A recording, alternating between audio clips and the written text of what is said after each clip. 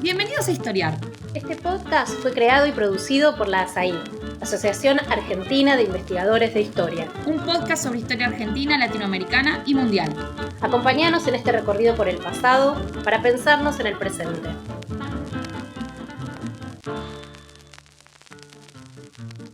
Bienvenidos y bienvenidas a un nuevo episodio de Historiar, el podcast de la Asociación Argentina de Investigadores en Historia. Mi nombre es Florencia Gutiérrez, soy investigadora del CONICET en el Instituto Superior de Estudios Sociales y profesora en la Universidad Nacional de Tucumán. Hoy vamos a conversar sobre el miedo como una dimensión constitutiva de la vida política del mundo moderno y contemporáneo. El miedo como una emoción propia de la condición humana, una emoción histórica y por ende cambiante y diversa. Específicamente, nos gustaría dialogar sobre el miedo, o mejor dicho, sobre los miedos, entendidos como la percepción de un daño. Vamos a pensar el miedo como un elemento central del arte de gobernar. Vamos a preguntarnos cómo se experimentan, se transmiten y se utilizan los miedos. ¿De qué forma y por qué la clase gobernante promueve ciertos miedos? ¿Miedos a quién? ¿A qué? ¿Por qué se alientan ciertos miedos y no otros? ¿Qué respuestas genera la circulación del miedo en una sociedad? Es decir, vamos a recuperar la política desde el miedo. Por ello, en este episodio vamos a dialogar sobre los miedos que son y fueron siempre muchos y diversos. El miedo reverencial a Dios, el miedo frente a una epidemia, el miedo al pueblo, pero también el miedo al poder despótico, el miedo a las revoluciones y la alteración del orden público, el miedo a la crisis, al desempleo, a la recesión y también el miedo al terrorismo. Este diálogo surge a partir de la experiencia de un libro recientemente publicado por el Instituto Mora y la Universidad Autónoma de Zacatecas, titulado, al igual que este podcast, El miedo, la más política de las pasiones, Argentina y México, siglos XVIII al XX.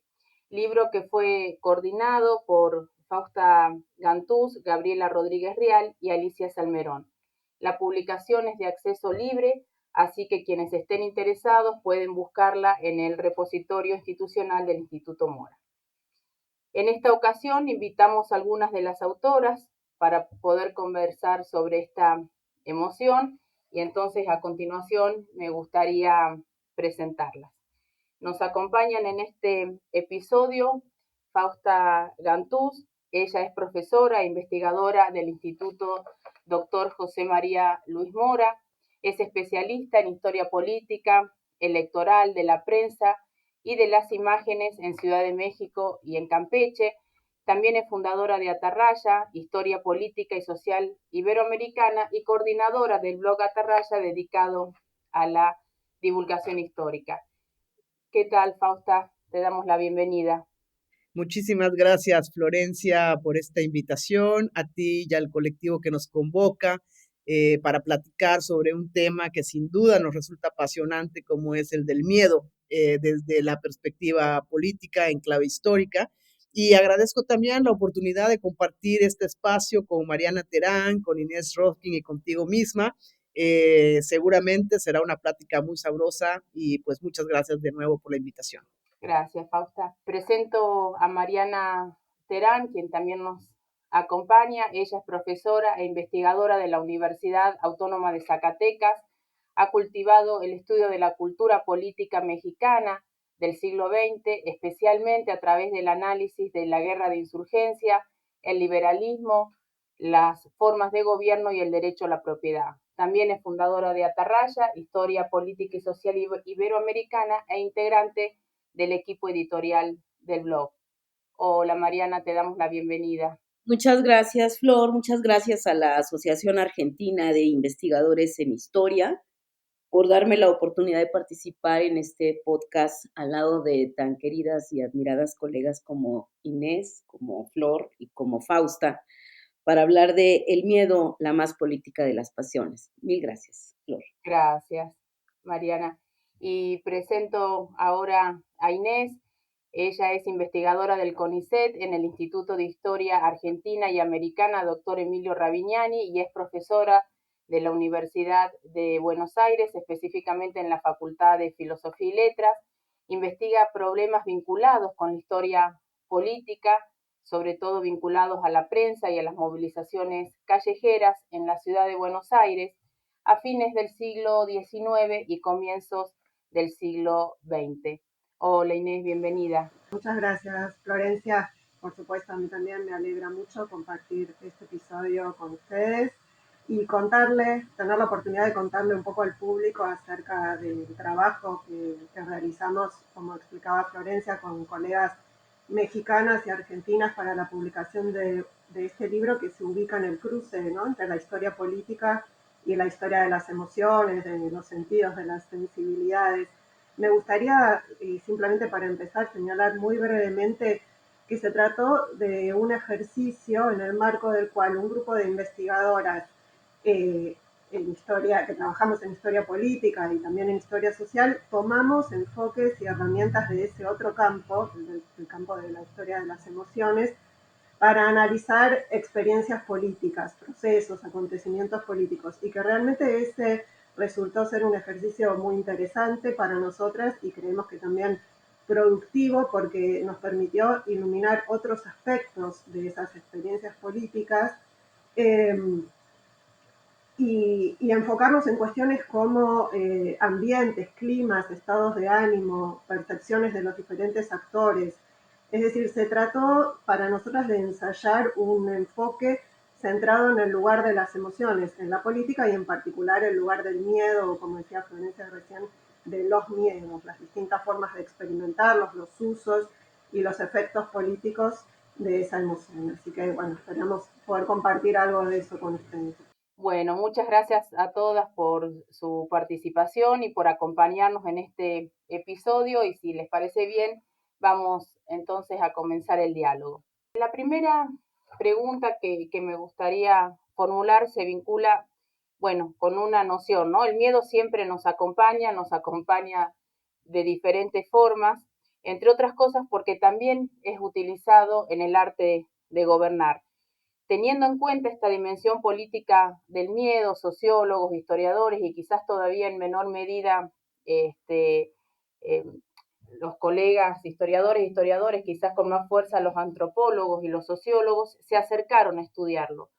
Entonces, para iniciar este diálogo, me gustaría que quizás pudiéramos señalar quiénes fueron los cientistas sociales o historiadores que reflexionaron sobre el miedo, lo problematizaron, se preguntaron por él como una dimensión constitutiva del poder y de la autoridad política. No sé, Mariana, si te gustaría comentarnos cuáles son los autores que recomendarías a nuestros escuchas que quieren iniciarse en este tema, quiénes crees que son las lecturas obligadas para empezar a pensar en el miedo. Gracias, Flor. Pues parto de la idea de que el miedo es una relación social y potencia a su vez una serie de relaciones sociales. Como base común de un conjunto de definiciones, como emoción, el miedo es asociado con la aversión a sufrir un posible daño. El miedo está en todas partes y en todos los tiempos.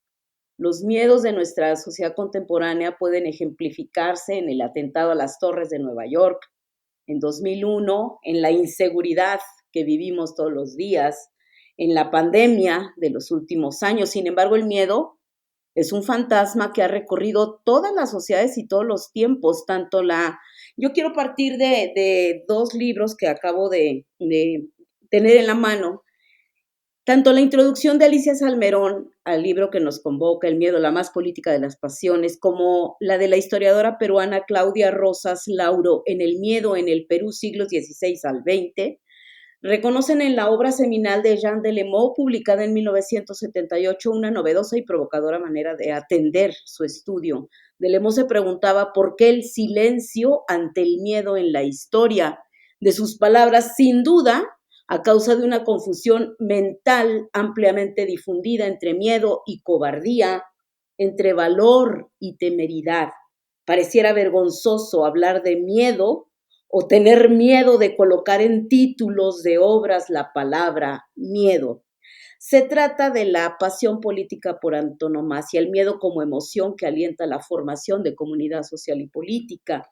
Las emociones y en particular el miedo son politizables porque están en la médula del Estado y en la médula de los hombres. Hobbes concibió el miedo como el principio de organización política y social, fundante y a la vez cohesionador, capaz de reproducir las formas de comunidad. Interesa reflexionar en torno a la dimensión política del miedo. Eso creo que nos aglutinó como historiadoras. El miedo es política y también el miedo es historia. Sin duda la propuesta de Jean Delémont se vio largamente alimentada por la nueva historia, iniciada en 1920, dedicada al estudio de sentimientos colectivos, a la recuperación de actores sociales soslayados por la historia positivista como las mujeres, la niñez, que devendría esta historia larga en la búsqueda de aproximaciones analíticas décadas más tarde, en lo que se denominó los de abajo, con una larga lista de la subalternidad. Estas líneas desarrolladas durante el largo siglo XX permitieron acercarse al mundo de los imaginarios y de las representaciones culturales como el temor y la seguridad. Sin duda, los diálogos entre historia, psicología, ciencia política, sociología y antropología enriquecieron el debate y propusieron nuevas rutas para comprender al mundo de Occidente desde esta emoción que recorrió todos los tiempos y todos los espacios. Muchas gracias, Flor. Gracias. Querida Mariana, te escucho y también escucho las intervenciones previas, especialmente la de Inés, y creo que ya ha quedado claro para quienes están asistiendo a la transmisión de este podcast, que en realidad cuando hablamos del miedo nos estamos refiriendo a un singular que incluye un plural, ¿no? Estamos hablando de los miedos. Y en este sentido, yo me pregunto, Florencia, ¿cómo podríamos definir el miedo? Si tuviéramos que sintetizar una definición de esta emoción, ¿cuál elegirías tú, digamos, para decir qué es el miedo, qué son los miedos en términos de la historia política? Bueno, a ver, creo que en primer lugar es mejor referirse a los miedos en plural. Y quizás podríamos empezar por una definición del miedo que puede ser útil. El miedo entendido como la percepción de un daño, es decir, el miedo asociado a la noción de daño o amenaza, en tanto remite a la alteración o a la pérdida de determinado orden o equilibrio. Esta noción de amenaza no genera, cuando sentimos miedo, un sentimiento de inseguridad, de ansiedad. Por ello, los miedos siempre van acompañados de incertidumbre, de la percepción de un riesgo, porque suponen el temor a sufrir un daño, a padecer un perjuicio. Como ya se comentó, los miedos son muchos y distintos, y quizás podemos ahora enumerar algunos. Miedos mundanos, pero también miedo reverencial, el miedo a Dios. Miedo vertical, pero también horizontal. Pensemos en el miedo entre clases, asociado, por ejemplo, a las desigualdades, pero también en el miedo entre pares. Miedo individual, pero también colectivo, que es el que nos interesa en este diálogo, porque los miedos colectivos son los que se pueden pensar en términos políticos.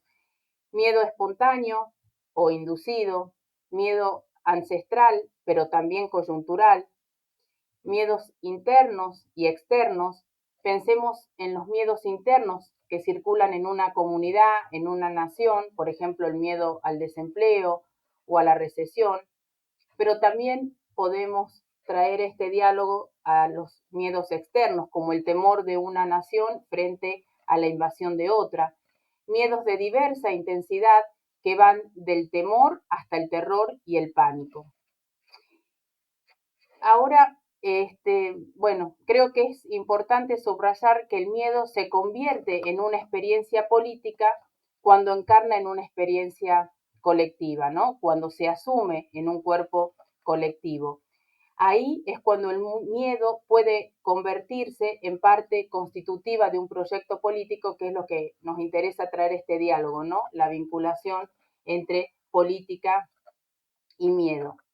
Para muchos estudiosos, el miedo es inherente a las relaciones de poder, es una dimensión muy importante en el vínculo entre gobernados y gobernantes, ¿no? El miedo es parte del arte de gobernar. Y si nos tenemos que preguntar por qué, bueno, podríamos decir porque toda relación de dominación involucra el miedo, porque el miedo prepara para la obediencia, ¿no? La obediencia como una dimensión clave de esa relación entre gobernados y gobernantes. Y me gustaría dar un ejemplo para poder quizás explicitar mejor esta relación entre miedo y política, ¿no? Y podríamos volver sobre el movimiento que irrumpió en 2013 en Estados Unidos bajo el lema "Las vidas negras importan". Sus militantes, la mayoría de ellos jóvenes y afrodescendientes, se manifestaron contra el control policial y el asesinato a manos de la policía de un joven afroamericano. Ese movimiento llevó a preguntarse por la discriminación racial y por la política del miedo en ese país, a preguntarse quiénes se beneficiaban de esa política de seguridad, también como contrapunto quiénes eran los damnificados, quiénes cargaban con el peso de la seguridad, a costa de qué o de quiénes. Y en ese sentido, sociólogos, antropólogos, ayudaron a instalar ese debate público, en primer lugar señalando, ¿no?, cómo se fueron configurando, construyendo los miedos de los blancos, el miedo al crimen, al terrorismo, a la inseguridad. Sus estudios contribuyeron a repensar cómo se generaron esos miedos, por qué, quiénes los promovieron, pero al mismo tiempo pudieron poner en discusión los miedos de los afroamericanos, por ejemplo, el miedo a la policía, a la represión, a la cárcel injustificada. En ese sentido, cuando pensamos en estos miedos, pensamos en una política del miedo, pero también quizás en una contrapolítica, es decir, la posibilidad de pensar cómo un movimiento social puede ayudar a cuestionar los miedos que circulan y promueven ciertos grupos de poder. Este es el podcast de ASAIG, la Asociación Argentina de Investigadores en Historia. Te invitamos a asociarte y a seguirnos en las redes, en Twitter, en Facebook e Instagram. Toda la información sobre la asociación la puedes encontrar en nuestra página asaig.org.ar. Te esperamos todos los sábados con un nuevo episodio de Historiar, sobre los grandes temas de nuestro pasado, abordados por especialistas e historiadores profesionales de manera cordial pero rigurosa. Seguimos con nuestro episodio de hoy. Y estamos en este podcast hablando de miedo, hablando de política, hablando de historia, y quizá quienes nos están escuchando se están preguntando, bueno, ¿y cómo hacemos el miedo historizable, ¿no? El miedo del que hablamos, que si tiene verticalidad, horizontalidad, si gira, si es cambiante, si es diverso. Y en ese sentido, entonces cabría preguntarse, esa emoción que a veces nos parece inaprensible o escurridiza, ¿cómo se hace posible recuperarla desde la perspectiva histórica? ¿Cómo los o las historiadores podemos recuperar el miedo? ¿Cómo podemos investigarlo desde una perspectiva histórica? ¿Qué fuentes, por ejemplo, podemos utilizar para estudiar esta emoción? Creo que esa es una pregunta clave, ¿no? ¿A través de qué documentos? Pienso, por ejemplo, en algo tan común como en las oraciones o las plegarias religiosas, que pocas veces nos detenemos a reflexionarlo, pero encierran, ¿no?, o traslucen, en realidad, un profundo miedo humano ante la incertidumbre, ante lo inmenso, ante lo inexplicable, y también ante la culpa, ya sea real o imaginaria, y busca el perdón y la protección que la libre, ¿no?, de las consecuencias de sus actos y de cualquier posible mal. Entonces, por ejemplo, las oraciones podrían ser una fuente documental para el estudio de la historia, ¿no? En este sentido, Inés, ¿Qué nos dices tú? ¿Qué opinas tú respecto de las posibilidades de las fuentes? ¿A qué fuentes podemos recurrir para hacer historia?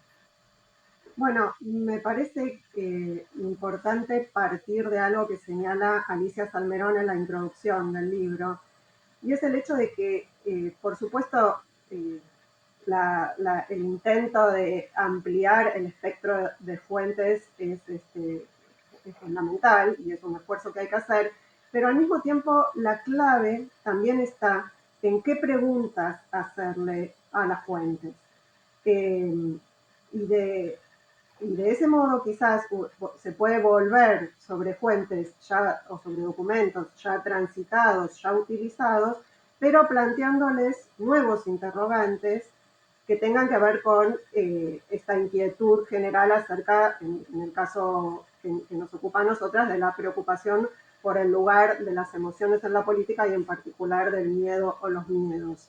Y entonces quería comentar brevemente cuál fue la experiencia que en ese sentido tuvimos con María José Navajas, que es coautora junto conmigo de el capítulo del libro que trata sobre la crisis económica de 1890 y la revolución de julio de 1890 de la Unión Cívica en la ciudad de Buenos Aires, en la capital de la República Argentina. Se trata de un acontecimiento, el de la crisis económica y la revolución del 90, sumamente transitado y estudiado por la historiografía, pero las nuevas inquietudes o preocupaciones que teníamos con María José nos llevaron a hacer una relectura de las fuentes y nos permitió encontrar ahí, detectar esa dimensión emocional del acontecimiento del 90 que hasta ahora había sido escasamente explorada. Nosotros trabajamos fundamentalmente con documentos escritos, con prensa por un lado. La prensa era en ese momento, como bien sabemos, un actor político fundamental, pero además estaba empezando a recorrer, en particular en el ámbito porteño, en el ámbito de la ciudad de Buenos Aires, un intenso proceso de modernización que convertía a la política en noticia, en algo que podía ser noticiable, ¿no? Que podía ser materia de interés para un público que al mismo tiempo también se estaba ampliando y transformando. Entonces trabajamos con prensa y trabajamos también con crónicas y memorias escritas por testigos y protagonistas de los sucesos del 90 en ese mismo momento o un poco después, un tiempo después, y con distintos objetivos. Podía ser dejar testimonio de lo que había ocurrido o hacer un relato de los hechos o formular explicaciones o construir distintas versiones que asignaran responsabilidades a uno u a otro bando. Lo que encontramos en particular en esas memorias y crónicas fue que circulaba algo así como un trípode conformado por el miedo, el temor, la incertidumbre y la ansiedad. Esas tres emociones, digamos, recorrían las narraciones de los hechos del 90. Y entonces, bueno, ahí aparecían miedos, o en realidad múltiples miedos de diversos actores. El miedo de la población en general y sobre todo de los sectores más desfavorecidos a los efectos de la crisis económica. El miedo que agitaba la oposición a lo que ellos denominaban el peligro de disolución de la república supuestamente violentada por la corrupción y por los abusos del poder. El miedo del gobierno a la organización de una oposición y fundamentalmente la posibilidad de un complot militar o un complot revolucionario. El miedo que se generaba en una ciudad, en el ámbito urbano convertido en campo de batalla. El miedo de los jóvenes inexpertos que se habían sumado como voluntarios a las filas de la revolución y, dicho por ellos mismos, temían convertirse en carne de cañón. El miedo de los soldados que se habían rebelado, que se habían rebelado contra, digamos, que se habían pasado al bando de los revolucionarios y que después de la derrota temían ser castigados de alguna manera, incluso fusilados, o digamos, algo por el estilo. El miedo o los miedos que generaban los rumores que circulaban en la ciudad acerca de supuestos disturbios que cometían bandas armadas en los barrios más alejados. el miedo incluso a un nuevo levantamiento armado una vez que la revolución había sido derrotada. Entonces, en nuestra experiencia, en el trabajo que hicimos con María José Navajas, el hecho de haber ido con otras preguntas a las fuentes nos permitió encontrar aspectos en los que quizás no habíamos reparado hasta ese momento y que nos permitieron reconstruir algo más de la complejidad de aquel acontecimiento marcado fuertemente por la confluencia entre el descalabro económico, el malestar social y la rebelión armada. Así que creo que eso es lo que podría decir acerca de las fuentes, ampliar el espectro, pero también ir con nuevas preguntas. Gracias, Inés. Sí, bueno, volviste sobre un tema, creo yo, clave, que es este de pensar los miedos, ¿no? En plural, y el desafío que siempre tenemos los historiadores, y más cuando nos acercamos a las emociones, para, bueno, a ver con qué fuentes trabajamos, qué preguntas les hacemos. Ahora me quedo pensando en tu respuesta y me pregunto si solo en los textos, es decir, si a través de lo escrito únicamente es posible recuperar el miedo o las imágenes en la historia, podrían también jugar un papel importante para reflexionar históricamente sobre los miedos. ¿Es posible pensar, por ejemplo, que las fotografías, la caricatura, las ilustraciones o las pinturas pueden ser útiles para desandar los miedos en la historia? Podemos los historiadores acercarnos al desafío de repensar el miedo. Inés lo dejó claro a través de las fuentes escritas, pero ¿cómo podemos incorporar lo visual, las imágenes, para recuperar el miedo? Quizás Fausta, al haber trabajado imágenes, nos puede ayudar con esta pregunta. Con la respuesta a esa pregunta, Florencia. Bueno, me parece que Inés ha dejado muy claramente expresado el asunto de las fuentes se definen en función de las preguntas y además diré yo de las perspectivas desde las cuales planteamos esas preguntas a las fuentes y que permiten lecturas y relecturas nuevas de viejas fuentes, ¿no? Y creo que en ese sentido, pues, la respuesta es válida para lo que tú ahora nos preguntas. Tanto las fuentes escritas como los otros tipos de fuentes, incluidas las fuentes visuales, con o sin volumen, y con esto me refiero a desde la pintura, la fotografía, la litografía, la caricatura, hasta la escultura, las efigies, los monumentos, ¿no? Que implican, pasando por supuesto por el cine, que implican una atención desde la cuestión visual, ¿no? Y lo que pasa en este libro, al que ya se han referido de múltiples ocasiones, hay varios escritos que tienen o hacen referencia a alguna imagen, incluido el texto de Inés y de María José, ¿no? Que también se valen por ahí de un par de imágenes para estudiar el miedo. Y en mi caso, la caricatura política.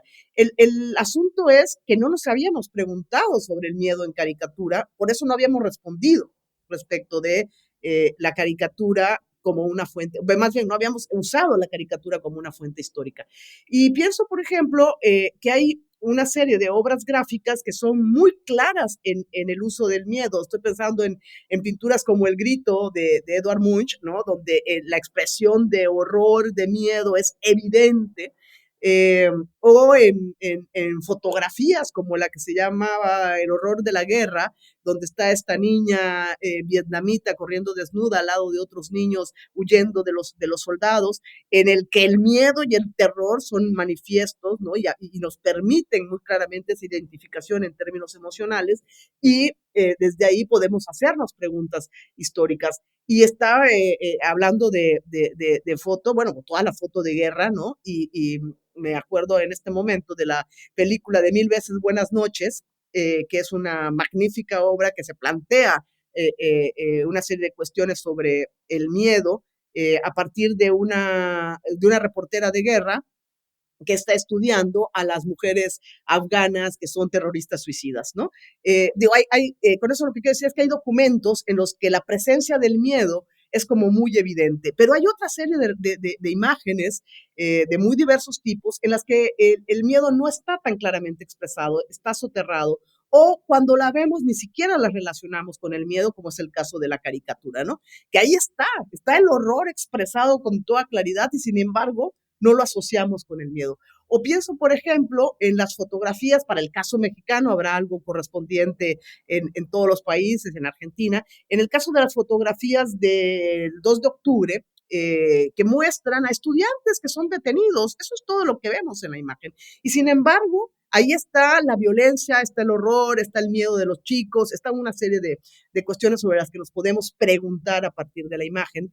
O todavía imágenes más inocentes como niños escondidos debajo de las mesas de la escuela en un salón de clases. Y eso puede estar evocando desde la presencia de un terremoto hasta la presencia del crimen organizado en las calles del norte de este país, que obliga, ¿no?, a que en medio de los tiroteos los niños tengan que refugiarse ahí. Entonces, insisto en regresar a lo que planteaba Inés. El tema es cualquier fuente, prácticamente cualquier fuente nos puede servir para estudiar el miedo o los miedos y hacerlo en clave política. Depende de qué preguntas nos planteamos, qué buscamos en esas fuentes y en esa medida qué es lo que vamos a encontrar y cómo vamos a encontrar, una serie de respuestas que nos permitan una relectura del pasado en clave del miedo político. Gracias, Fausta. Creo que sería interesante avanzar luego de preguntarnos más por las lecturas, las fuentes, las preguntas que nos hacemos los historiadores para interpelar los documentos. Si ahora podemos avanzar en ya preguntarnos por algunos ejemplos históricos, ¿no?, donde podemos percibir el miedo como una emoción política. Por ejemplo, sabemos del miedo reverencial, ¿no?, del temor a Dios en las sociedades coloniales como la de la Nueva España, una sociedad profundamente marcada por la tradición católica.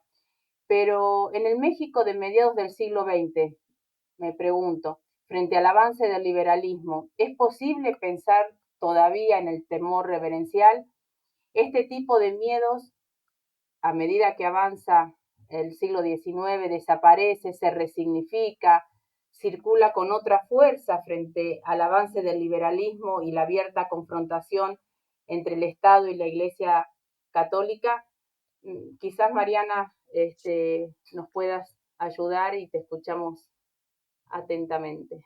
Gracias, Flor. Pues sí, el siglo XIX, como lo sabemos, es el siglo de la formación de los estados-nación, de la disolución del orden monárquico para lo que se refiere a América, tanto la parte española como lusitana, y la emergencia de nuevos estados. Es el siglo del paso de la soberanía real a la soberanía nacional, un siglo profundamente revolucionario, porque modifica estructuras que dan paso del vasallaje a la ciudadanización, a nuevas formas de representación, a la división de poderes, a los constitucionalismos en plural, ¿no? Esa es, digamos, una manera muy recurrente de ver el siglo XIX. Las primeras décadas de este siglo para el caso mexicano y seguramente para otros casos se caracterizan por la fe en las constituciones. Los estudios se han detenido en el análisis del liberalismo como el ejercicio de la libertad o de las libertades. Sin embargo, en el boom de los estudios históricos, me refiero a los históricos, sobre el liberalismo o los liberalismos, el miedo está ausente, está escondido. Como ustedes ya lo han comentado muy bien, el miedo es politizable y, si me permiten la palabra, es historiable. Y en ese sentido, el miedo se fragmenta en los miedos vividos históricamente, respondiendo a formas concretas de dominación, de representación, de conflicto, de sociedades en resistencia. Ahora que tú lo comentas sobre el miedo reverencial, Flor, pues Matilde Souto hizo un estupendo artículo, reparó en el miedo reverencial que integró y dio cuerpo a la monarquía católica española, Pienso en ese sentido que forma es fondo. La cifrada ritualización barroca en la que vivieron las corporaciones del mundo novohispano bajo el zodíaco de las devociones marianas o cristológicas o bajo el halo de la retórica apologética, agiográfica, con la constante recuperación de vidas de santas y santos, hizo que se conformara una estructura del mundo de la vida basada en el temor, en particular a Dios. Matilde lo explica con 3 casos: la construcción del miedo en la forma de gobernar, en una devoción católica como lo fue María de Guadalupe y en el ejercicio del poder del ministro José de Gálvez. Pero ese miedo reverencial ante la ira de Dios, que fue fondo y a la vez explicación ante desastres como sequías, inundaciones o pestes, pasó a otras expresiones históricas sin dejar de integrar algunos de sus rasgos.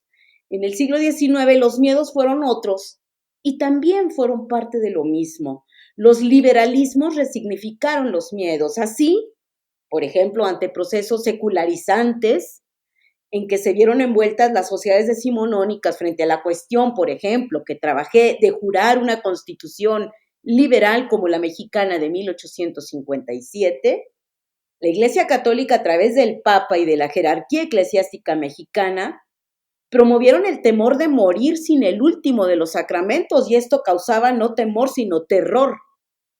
Esto, para una sociedad católica como la mexicana, fue uno de los actos de poder más violentos que cimbró, justamente porque permanecía el miedo reverencial, pero bajo nuevas amenazas y el miedo propagado por las autoridades civiles de obligar a jurar porque de lo contrario se perdería el trabajo.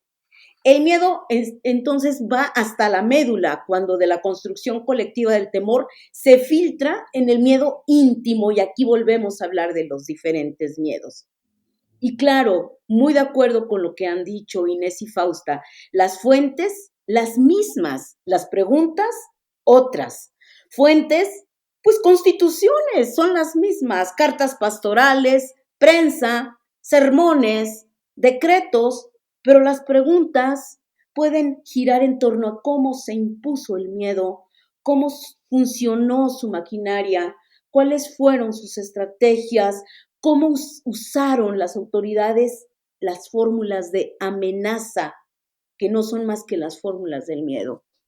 Interesó entonces seguir la maquinaria del miedo con las mismas fuentes para entender la forma en que el Estado mexicano logró la rectoría a la mitad del siglo XIX. Por eso, insisto en ver el miedo no como un campo de estudio en sí mismo, sino como una perspectiva, como dice Fausta, una perspectiva de análisis histórica que permita enmarcar las emociones y la serie de movilizaciones, reacciones, conflictos y resistencias que hacen de este caleidoscopio de la cultura política algo tan potente y tan historiable en ese sentido. Mariana, el tema que tú trabajas es apasionante porque además uno no sospecharía nunca que en el asunto de jurar o no una constitución haya todo un universo de miedos atravesando, el miedo de conciencia, que no me parece lo denominas tú en tu trabajo, y eso creo que es fascinante, o sea, cómo pensar el mundo laico cruzado por cuestiones religiosas que despiertan una emoción como el miedo, ¿no? Ahora, si avanzamos en el tiempo y pensamos en los estados-nación, en el caso de México o en el caso de Argentina, es necesario pensar qué tipos de miedo es posible identificar, ¿no? En qué coyunturas el miedo operó en términos políticos y cómo actuó. Las revoluciones, por ejemplo, los motines, los pronunciamientos, las azonadas, implicaron o no la circulación de miedos. ¿Quiénes capitalizaron esos miedos? ¿Cómo circularon en las sociedades? ¿Quiénes y quién procuraron apaciguarlos? ¿Para qué sirvió el miedo? Y me parece que aquí Inés, tú y María José trabajaron justamente sobre estas preocupaciones, ¿no? En el marco de un movimiento político que toma tintes armados y que se apodera de las calles de la ciudad. ¿Qué pasa con el miedo? ¿Por qué no nos cuentas un poco sobre el tema, Inés? Sí, gracias, Fausta. Es así como mencionabas. En el caso del trabajo que escribimos con María José Navajas, la perspectiva o el enfoque centrado en el miedo nos permitió iluminar nuevos aspectos de un acontecimiento, el de la Revolución del 90, que como les decía en la intervención anterior, ha sido muy estudiado.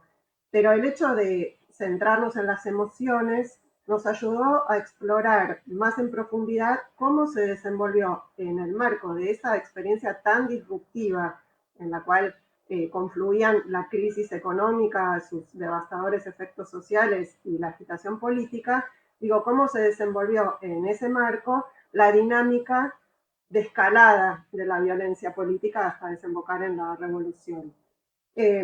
Lo que nosotros intentamos mostrar en el trabajo es que el miedo, los diversos temores que confluían en esa coyuntura, se encontraban en la base de la movilización política que llevó finalmente al estallido de un levantamiento armado. Se ha dicho muchas veces en la literatura sobre este acontecimiento, sobre la Revolución del 90, se ha dicho que la crisis, se repite, ¿no es cierto?, que la crisis económica contribuyó a activar la movilización política. La crisis económica contribuyó decisivamente a activar la movilización política. Pero, ¿qué mecanismos concretos fueron los que llevaron a que se produjera esa escalada? Digamos, era la pregunta que nosotras nos planteábamos en este nuevo acercamiento a esa coyuntura y a los documentos. El abordaje desde las emociones creemos que nos ayudó a entender un poco mejor por qué la propaganda opositora resultó convocante y sirvió para impulsar la acción política colectiva. Ciertos rumores, ciertos discursos e imágenes volvieron más tangibles las angustias e inquietudes que generaba la situación económica y les dieron un claro sentido político de crítica y de confrontación con el gobierno. Intentamos mostrar entonces que el miedo actuó como aglutinante de múltiples agravios e inquietudes y como catalizador de una intensa movilización política que atravesó diversas etapas hasta desembocar finalmente en la revolución, en el levantamiento armado. En el contexto de la profunda inseguridad causada por los problemas económicos y sus consecuencias sociales, confluyeron y se potenciaron temores de diferentes actores. Ahora, hay algo más que me gustaría mencionar, y es el hecho de que la perspectiva desde el miedo también nos ayudó a vislumbrar, digamos, a acercarnos, a aproximarnos a la cuestión de la impronta que seguramente el alzamiento armado dejó en la experiencia urbana. Los combates en las calles, los cantones o las barricadas de los revolucionarios, los heridos y los muertos, la interrupción de la vida cotidiana, los rumores de todo tipo, la declaración del estado de sitio, la censura y la falta de noticias. Es decir, el trastocamiento profundo del orden establecido y también los cambios en el paisaje de la ciudad que de pronto se volvía extraña, ¿no? Se volvía peligrosa. Y eso constituyó, creemos, una dimensión fundamental de la manera en la que la población de la ciudad de Buenos Aires transitó la experiencia de la revolución. Y es este abordaje desde el miedo el que nos permite acercarnos un poco mejor a ese aspecto, ¿no? A ese conjunto de aspectos. ¿Qué miedos circulaban por la ciudad y cómo? Digamos, un cierto intento de construir algo así como una geografía del miedo en esa coyuntura tan particular. Y a través de qué canales o de qué mediadores circulaban los temores. Circulaban y se amplificaban, ¿no? La prensa, pero en un contexto en el que había restricciones y que se había impuesto el estado de sitio, también los discursos y las arengas callejeras, los rumores, el boca a boca realmente cumplió un rol central en ese sentido. Entonces encontramos, mirándola a través de este prisma, digamos, una escena urbana abruptamente transformada en la cual se fueron articulando distintas sensaciones. Al principio sensaciones digo de diversos actores, pero sobre todo de la población en general, ¿no? Al principio la sorpresa, la curiosidad, el entusiasmo, y después, a medida que pasaban los días de enfrentamientos armados en la ciudad misma, en las calles más céntricas de la ciudad, el desconcierto, la alarma, la angustia y también la esperanza. Entonces lo que encontramos nosotras es algo así como un espectro, un abanico de sensaciones que se van tejiendo en torno al eje fundamental del miedo, pero que incluyen toda esta variedad de emociones o de sensaciones, de percepciones, y sobre todo el binomio miedo-esperanza, ¿no? La idea de que se van a producir cambios, que la revolución va a traer cambios, y entonces la esperanza en que esos cambios modifiquen el contexto político y económico. De manera, entonces, y con esto cierro, que creemos que la movilización política se nutrió del miedo y de todo este conjunto de emociones asociadas con el temor y con el miedo, y que esa experiencia modificó en gran medida la percepción y las formas de hacer política en la ciudad. Gracias, Inés. Inés recupera, ¿no?, esta preocupación centrada en las etapas convulsas, ¿no?, como la que vivió la ciudad de Buenos Aires al fines del siglo XIX, para pensar el miedo como emoción política. Ahora, si hay una etapa convulsa en la historia latinoamericana, no es ineludible no pensar en la Revolución Mexicana, ¿no?, ícono de las revoluciones del siglo XX en nuestro continente. Y en ese proceso me pregunto qué papel jugó el miedo, qué miedos se agitaron, quiénes lo propagaron, y si es posible establecer una relación entre miedo y prensa, y quizás más específicamente entre miedo y caricatura. Así que bueno, Fausta, te damos la palabra, a ver qué nos puedes responder.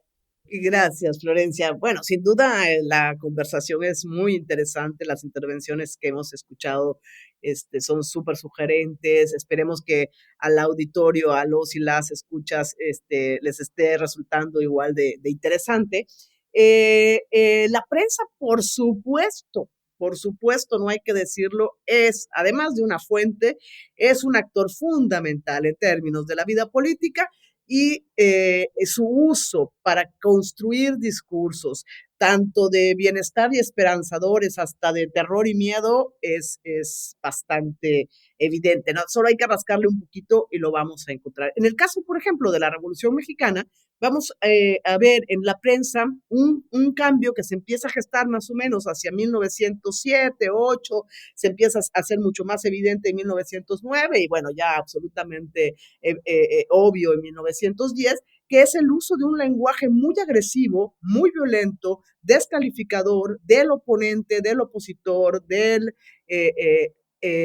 adversario político, ¿no? Con referencias a la vida personal, etcétera, que antes no había en la prensa escrita. Y hay su correlato en la prensa visual, o sea, en la caricatura política, que va cambiando lentamente, van empezando a aparecer elementos de violencia explícita. Pongo un ejemplo muy rápido. A lo largo de la segunda mitad del 19, casi siempre en las caricaturas podemos encontrarnos pistolas, sables, cañones, etcétera, pero son bastante inocentes. En tanto su uso está en un mundo, digamos, de una caricatura blanca, por decirlo de alguna forma. Y hacia 1905 vamos a empezar a ver, digo, son fechas tentativas, hay que decirle al auditorio, en historia no podemos poner fechas precisas a ciertos fenómenos como cómo se va transformando un lenguaje, en este caso el lenguaje visual, pero entonces las armas empiezan a estar asociadas claramente con la violencia. Empezamos a ver muertos en la caricatura, empezamos a ver sangre en la caricatura, descabezados, etcétera, que van transformando ese mensaje y van buscando, evidentemente, me parece a mí, generar miedo en los lectores. Miedo hacia algo, miedo hacia alguien, miedo de un grupo, para que la gente tenga miedo en contra del otro grupo, etcétera. Y en el caso mexicano, me parece que la caricatura que resulta más violenta, brutal y evidente es la que se hace en torno a la figura de Emiliano Zapata, este personaje tan famoso en el mundo de habla hispana, cuando menos, al quien se le pinta como un asesino, como un carnicero, como, bueno, las peores representaciones que uno se puede imaginar.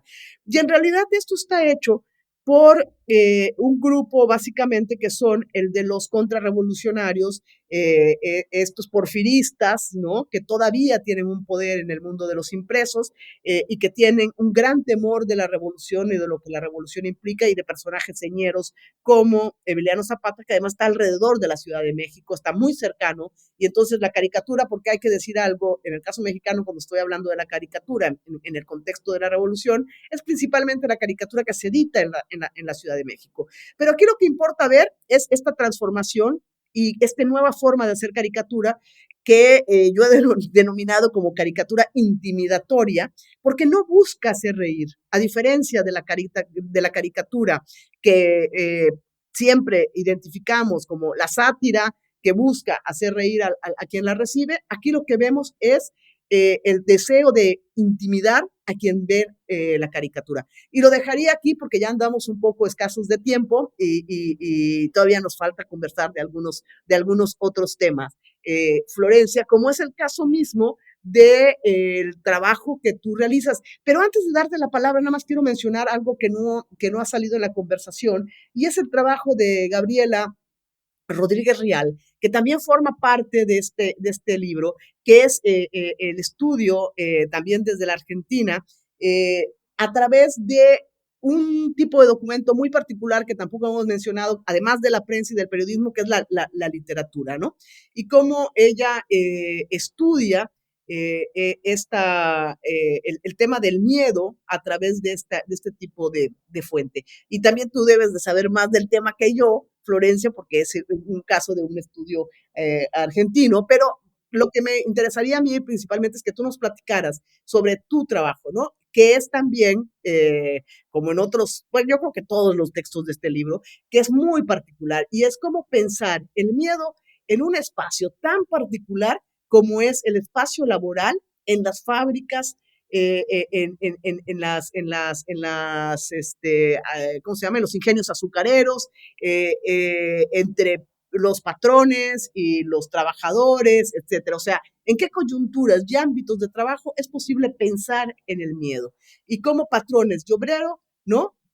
Forman parte de estos miedos, cómo se construyen, cómo circulan. Cuéntanos un poquito, Florencia. Sí, sí, bueno, el texto de Gabriela está atravesado por el miedo a la barbarie, que justamente ella lo analiza a través de la obra político-literaria, los escritos periodísticos, sobre todo de Sarmiento, pero barbarie es un término también muy utilizado en una coyuntura muy lejana en el tiempo, que tiene que ver con el primer peronismo, pero por los industriales azucareros frente al poder que asumen los obreros en los ingenios. Así que ahí hay también un enlace entre preocupaciones.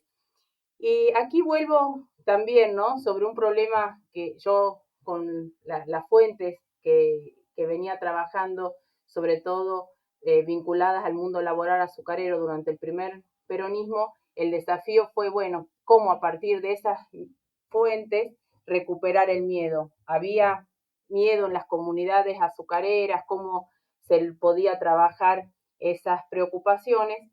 Y sí, la respuesta fue que sí, que también el miedo circuló por esos ámbitos de diferentes formas.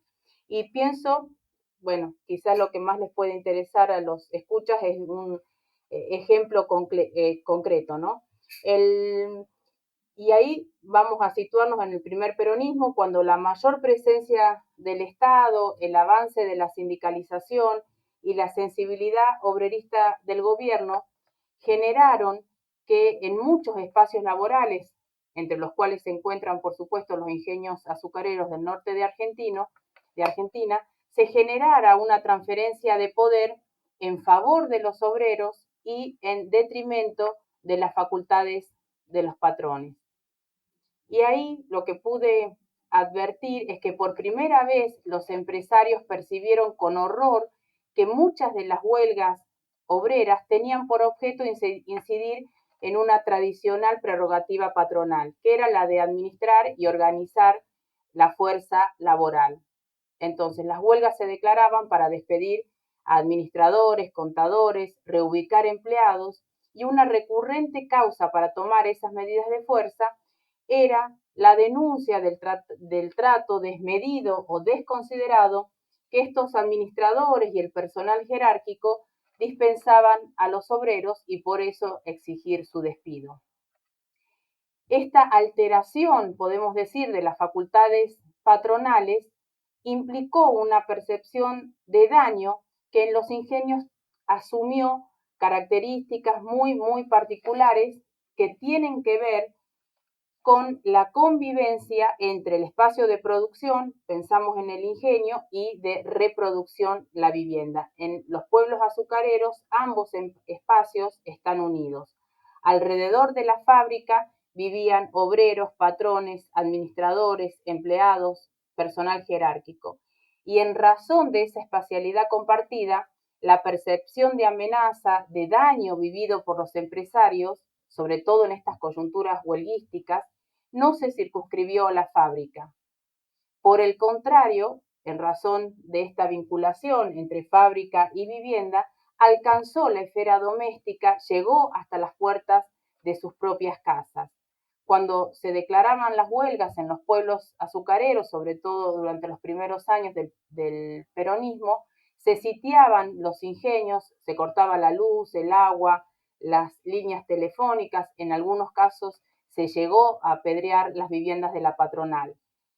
De esa forma, los obreros convirtieron las huelgas en una instancia de politización del miedo. ¿Por qué? Porque desafiaron a la patronal en su más íntimo y sentido espacio, que es el hogar.